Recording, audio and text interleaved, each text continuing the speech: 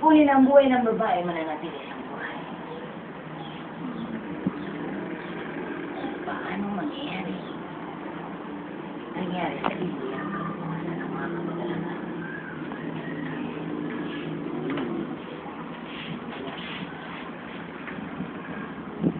Okay, masaya na ba?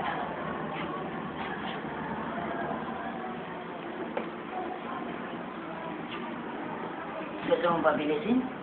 Ang pagtuklat ng karunungan? Malaki, wala pa lang sa Diyos. Amen. Kaya wala kang makasya. Dahil kaluto ka sa pag-aaral. Basta malakaw ang balan.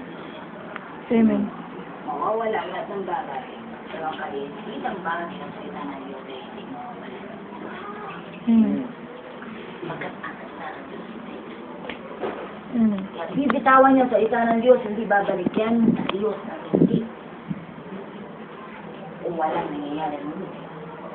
Pagkaisa kayo sa panalangin sapagkat ang sabi ko, dalawa lamang dito sa lupa magkasundo sa paghingi ng anumang bagay sa panalangin ay pagkakalob sa inyo.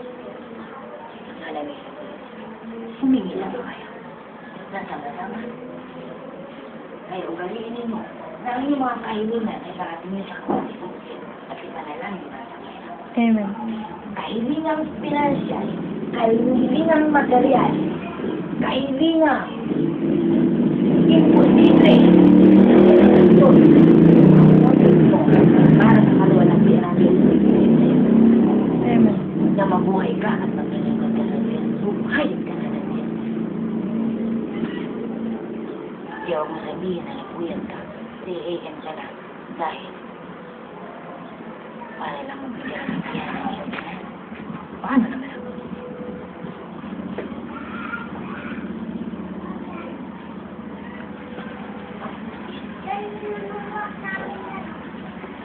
Okay ka na. Okay ka na nga. Okay ka na. Amen. Kailangan ang gagawin mo din sa pag-amalaki. Amen.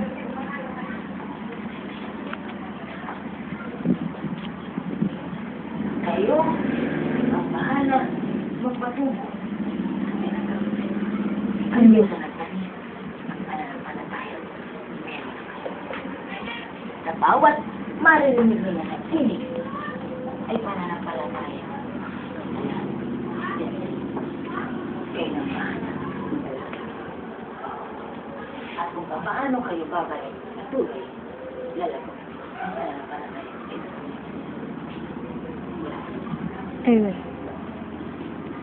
Kaya huwag hayaan ang pananampalatayang gagawin na kung ano-anong kabuluhan ng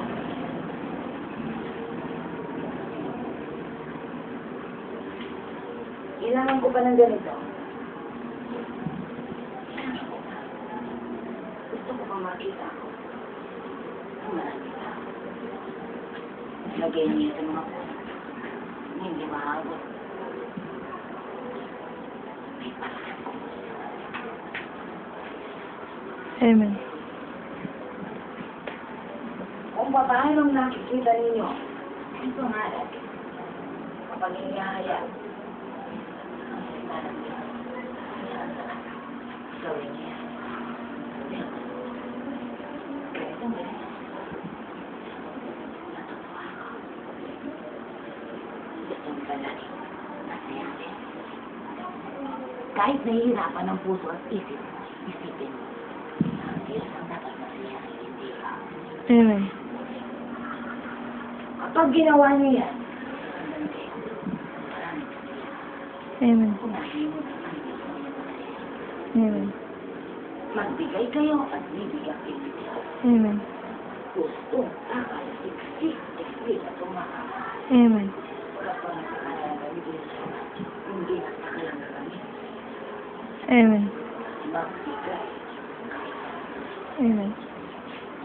At ang paghahaya na salita ng Diyos ay pagbibigay sa marami. Amen.